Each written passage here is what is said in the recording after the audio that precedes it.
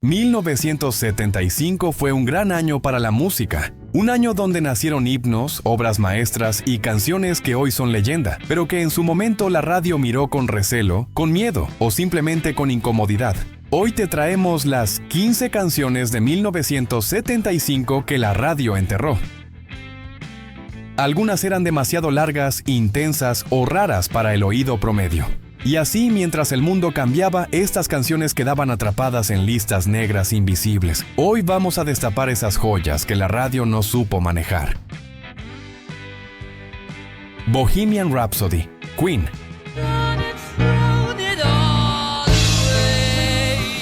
Cuando Queen lanzó Bohemian Rhapsody, la radio no supo qué hacer con ella. No era una balada, no era rock, no era ópera, era todo al mismo tiempo. 6 minutos sin coro tradicional, con cambios de ritmo, voces teatrales y un dramatismo que rompía todas las reglas. Para las emisoras eso era un problema, no un milagro. Los programadores decían que era demasiado larga, que la gente se aburriría, que nadie entendería esa historia confusa de culpa y redención.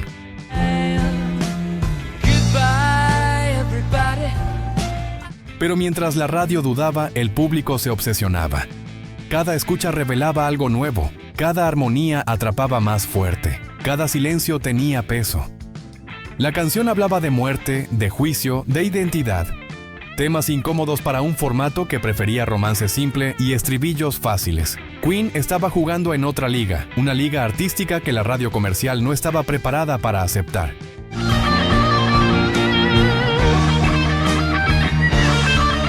Por eso, muchas veces la evitaban o la cortaban. Y aún así, sobrevivió. No gracias a la radio, sino a pesar de ella. Bohemian Rhapsody se convirtió en un fenómeno cultural, demostrando que el público sí estaba listo para algo diferente, aunque las emisoras no lo creyeran.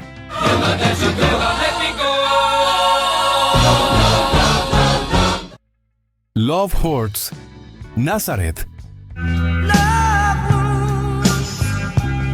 Love Hurts no era una canción romántica, era una confesión. Nazareth tomó una letra simple y la convirtió en un lamento crudo, desgarrado, casi incómodo de escuchar. La voz rasgada de Dan McCafferty no seduce, hiere y eso a la radio le incomodaba. En una época donde se buscaban baladas dulces, esta canción hablaba de amor como dolor, como fracaso, como cicatriz.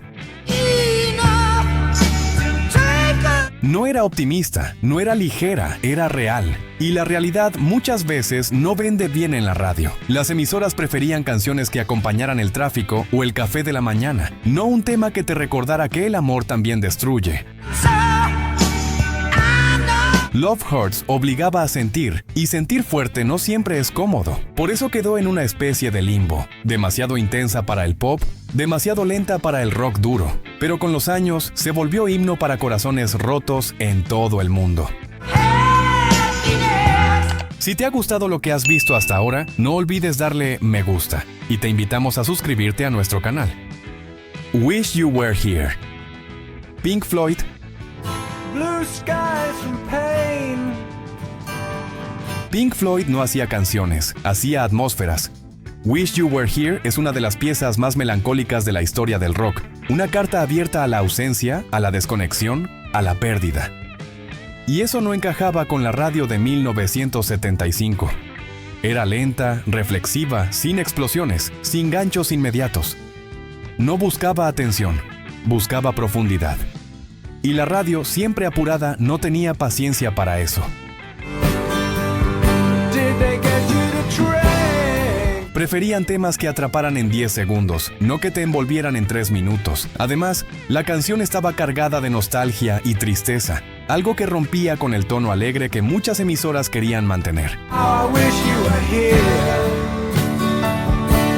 No era música de fondo, era música para escuchar en silencio. Por eso sonó menos de lo que merecía. Pero quienes la descubrieron nunca la soltaron. Wish You Were Here se convirtió en un refugio emocional para millones. Walk This Way, Aerosmith. Antes de que el rap se apoderara del lenguaje urbano y de las listas, Walk This Way ya jugaba con palabras rápidas, frases habladas y una sensualidad descarada que no pedía permiso. Aerosmith no solo estaba tocando rock, estaba empujando los límites de cómo se podía contar una historia dentro de una canción. Ese riff inicial era un golpe directo, pero lo que venía después era actitud, picardía y ritmo. La radio, acostumbrada a fórmulas más limpias, no sabía bien qué hacer con algo así. Y cuando no sabes dónde poner algo, muchas veces decides no ponerlo. Las letras no hablaban de amor romántico ni de finales felices, hablaban de deseo adolescente, de tensión sexual, de impulsos difíciles de controlar. Steven Tyler cantaba como si estuviera contando secretos incómodos, con guiños, dobles sentidos y provocación constante. Para muchos programadores conservadores eso era cruzar una línea invisible. No era obsceno de forma explícita, pero sugería demasiado. Y la sugerencia, para la radio de esa época, era casi más peligrosa que decirlo todo. Musicalmente tampoco encajaba del todo. No era hard rock puro, no era pop.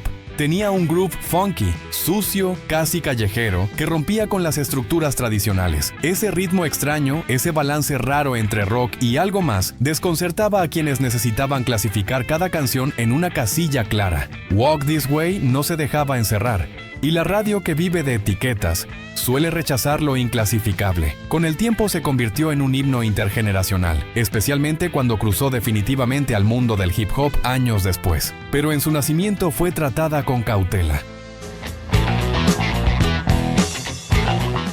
The End, The Doors.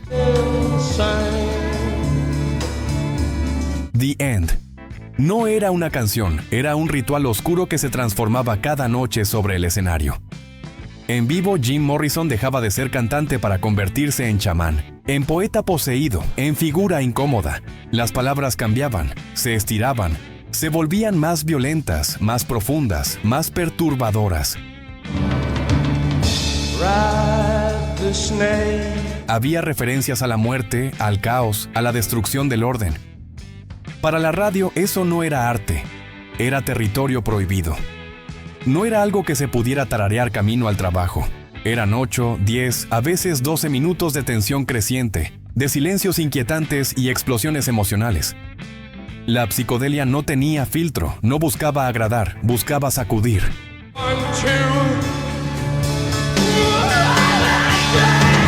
Las emisoras no sabían dónde meter una pieza así dentro de su programación cronometrada. No había espacio para una experiencia que exigía atención total. En una época donde la radio quería entretener, The End incomodaba. Te obligaba a mirar hacia adentro, a enfrentarte a pensamientos oscuros, a escuchar cosas que no eran cómodas ni fáciles. No ofrecía escapismo, ofrecía confrontación. Y eso iba en contra de la lógica del medio, que prefería distracción antes que introspección profunda. Por eso quedó relegada, casi escondida, lejos de la rotación constante. Pero en los conciertos era un momento sagrado, casi religioso. Y en la historia del rock quedó marcada como una de las piezas más poderosas jamás creadas.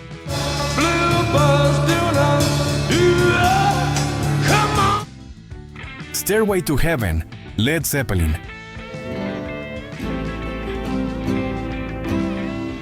Hoy parece intocable, pero en su momento Stairway to Heaven fue un verdadero dolor de cabeza para la radio. 8 minutos de duración, una introducción lenta y casi mística, y un final explosivo que llegaba sin pedir permiso. No encajaba en un formato pensado para canciones rápidas y estructuras previsibles. Era demasiado larga, demasiado progresiva, demasiado libre. La radio vivía del reloj, y esta canción se negaba a mirarlo. No tenía un coro inmediato ni una melodía que se resolviera rápido. Avanzaba paso a paso, como una historia que se va revelando lentamente. La radio quería ascensores rápidos. Zeppelin ofrecía una escalera que había que subir con paciencia. Muchos programadores la veían como tiempo perdido en su parrilla, algo que rompía el flujo eficiente de la programación. La letra tampoco ayudaba. Era críptica, simbólica, abierta a interpretaciones que nadie explicaba del todo. No decía qué pensar. Sugería.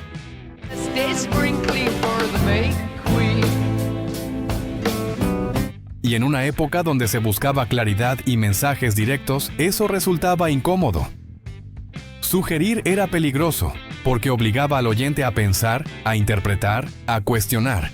Aún así, el público la convirtió en leyenda. Se pidió, se grabó en casetes, se pasó de mano en mano. La radio la resistió, pero la historia la coronó. Porque cuando una canción es realmente grande, ningún veto silencioso puede detenerla.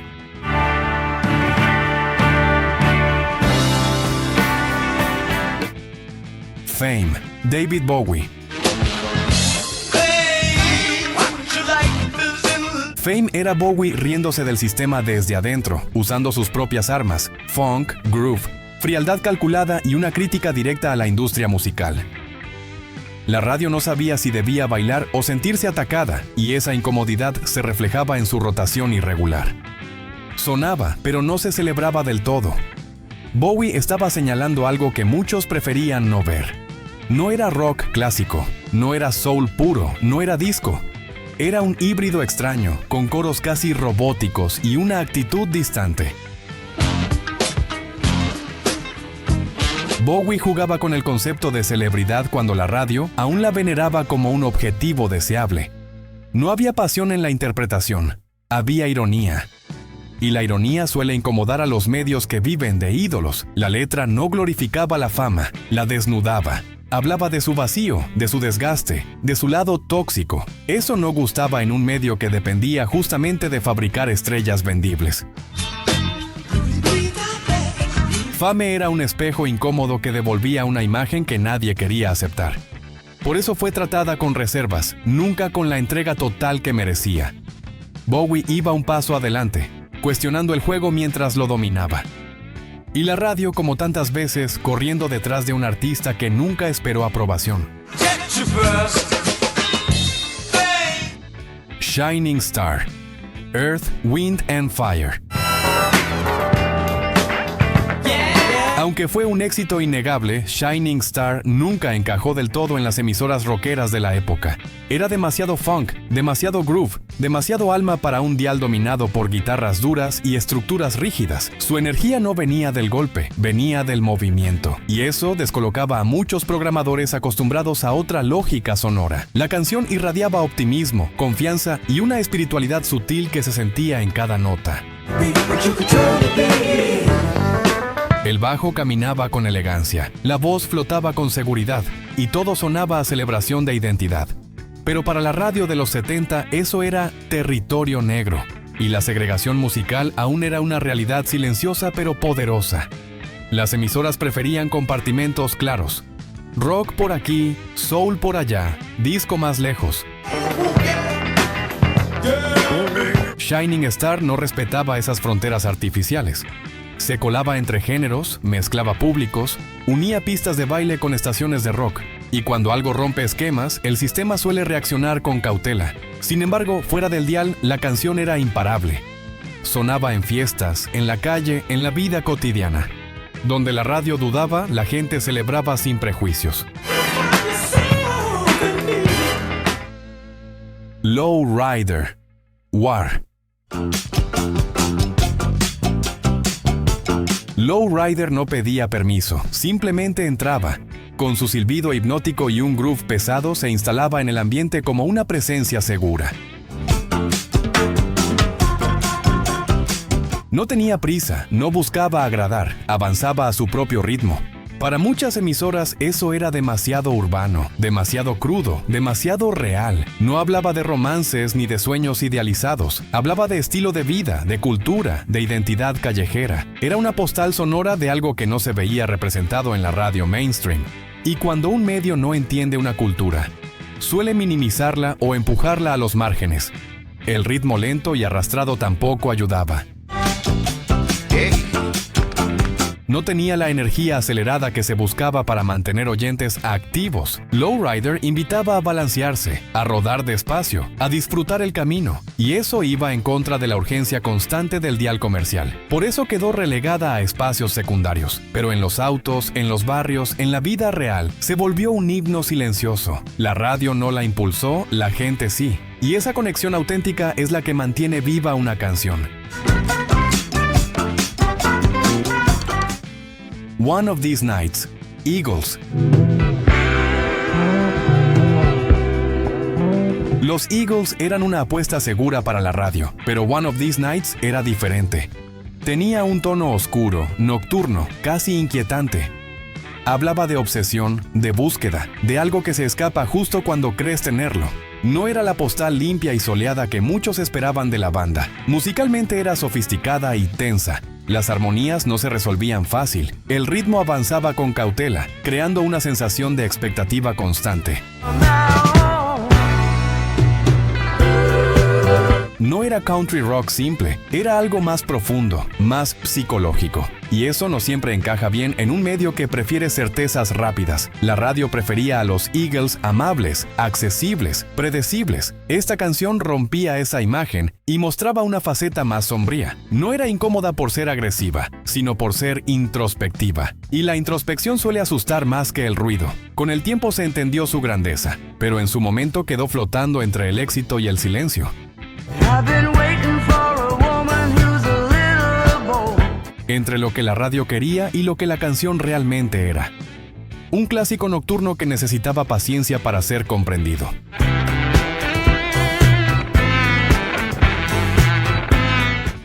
TNT. AC/DC.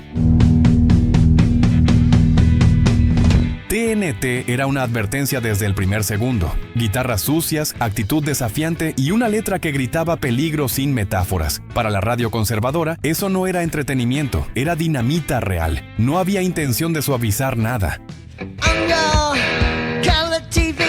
No existía la sutileza. No había poesía ni dobles lecturas. Era fuerza bruta, testosterona pura, y eso generaba miedo. Demasiado ruidosa, demasiado directa, demasiado salvaje para un dial que quería mantener todo bajo control. Las emisoras temían espantar oyentes, anunciantes y sobre todo a los padres, así que la escondían, la evitaban o la relegaban a horarios marginales. El veto no siempre era explícito, pero era efectivo. Para los jóvenes, en cambio, era una explosión liberadora. Donde la radio veía un problema, ellos veían energía y libertad. Y así, canción a canción, comenzó a construirse la leyenda de AC/DC fuera del sistema. Rock and Roll All Night. Kiss. Hoy es un himno de estadio, pero en su momento muchos programadores la veían como vulgar, simple y ruidosa. Kiss no ofrecía sofisticación, ofrecía exceso. Maquillaje, gritos, fiesta y actitud sin disculpas. Eso no encajaba con la idea seria que la radio quería proyectar. La letra no buscaba profundidad, buscaba comunión. Era un grito colectivo, una invitación al descontrol juvenil. Y la radio a veces se pone snob. Prefería canciones con mensaje antes que una celebración pura del caos. Además, la imagen de Kiss generaba rechazo. Aunque la radio fingía ser solo sonido, la estética siempre influía. Y Kiss era demasiado visual, demasiado provocador, demasiado grande para un medio que quería controlar la narrativa. Así que sonaba, sí, pero con desconfianza. Sin saber que estaban haciendo uno de los mayores himnos del rock. A veces la radio duda justo cuando la historia está empezando. Jive Talking, Bee Gees. Cuando los Bee Gees giraron hacia el disco, muchos rockeros les dieron la espalda. Jive Talking era funky, bailable, suave, y eso confundió a la radio. No sabían si aceptarla o rechazarla. No era la balada dramática que esperaban, era ritmo, groove y sensualidad controlada. Para algunas emisoras era demasiado disco. Para otras, demasiado pop. Quedó atrapada entre prejuicios. La canción no pedía permiso para moverse. Fluía, seducía, avanzaba con seguridad. Pero cuando una canción no tiene etiqueta clara, la radio se pone nerviosa. En la pista de baile, en cambio, fue un misil.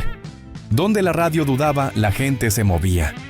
Y esa respuesta corporal siempre termina siendo más honesta que cualquier programación.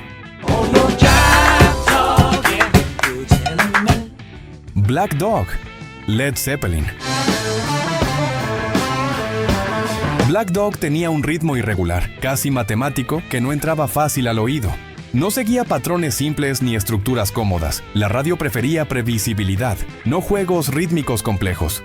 La voz de Robert Plant entraba y salía sin aviso, creando tensión constante.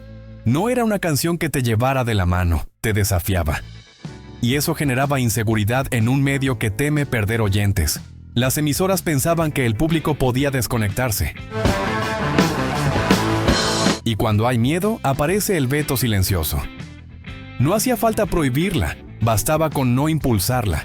Pero los músicos la amaban. Y cuando una canción es respetada por quienes entienden el lenguaje, el tiempo suele poner las cosas en su lugar. Black Dog no necesitó permiso para volverse clásica. The Spirit of Radio, Rush. Aunque salió en 1980, su espíritu nació claramente en los 70. The Spirit of Radio hablaba directamente del problema. Una radio que había perdido su alma. Y eso, obviamente, no cayó bien.